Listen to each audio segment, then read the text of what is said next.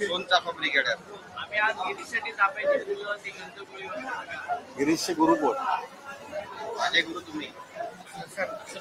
प्रत्येकाला गेट मध्ये येणार आमच्या सगळ्यांचा गुरु एकच. कुठे आहे तो? एक मिनिट. चाफ्याचा हार चाफ्याचा हार आमचा मेन गुरु गायब आहे. कुठे आहे तो? गोकुळ आहे.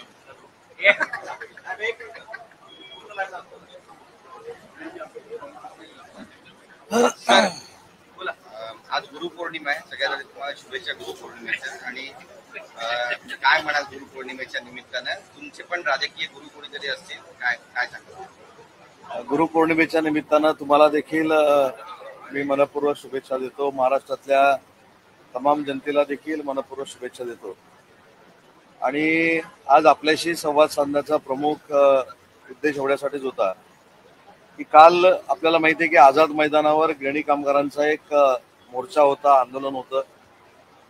आणि त्या आंदोलनाच्या संदर्भामध्ये राज्याचे मुख्यमंत्री देवेंद्रजी फडणवीस आणि राज्याचे उपमुख्यमंत्री ज्यांच्याकडे गृहनिर्माण विभाग आहे ते सन्माननीय एकनाथ शिंदे साहेबांची चर्चा करून मी स्वतः त्या मोर्चामध्ये तिथल्या शिष्टमंडळाला भेटायला गेलो होतो. गिरणी कामगारांचा प्रश्न कोकणाशी अतिशय जवळचा आहे, निगडीत आहे. कारण बहुसंख्य मिल कामगार, गिरणी कामगार हा कोकणातला होता आणि म्हणून त्यांना घर मिळालं पाहिजे ही महायुती सरकारची प्रामाणिकपणाची भावना आहे. तिथे गेल्यानंतर एक लक्षात आलं की गिरणी कामगारांचा जो मोर्चा होता, जे आंदोलन होतं ते पक्षविरहित होतं.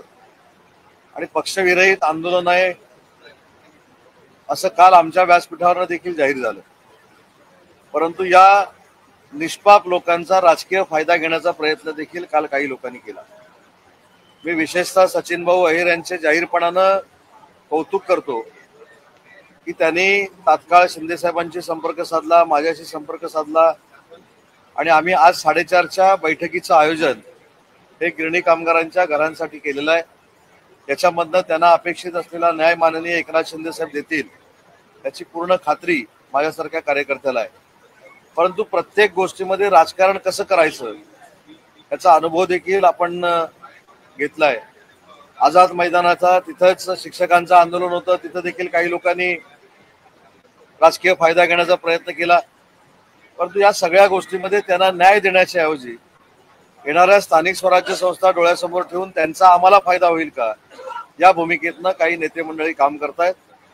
पण महायुतीच्या सरकारवर गिरणी कामगारांचा विश्वास असल्यामुळं आणि काही दिवसापूर्वी माननीय उपमुख्यमंत्री एकनाथ शिंदे साहेबांनी गिरणी कामगारांसाठी अतिशय ऐतिहासिक निर्णय घेतल्यामुळं आजच्या बैठकीला या सगळ्या संघटना येणार आहेत आणि गिरणी कामगारांच्या घरांच्या बाबतीमध्ये आज सकारात्मक निर्णय होईल ही मला पूर्णतः खात्री आहे.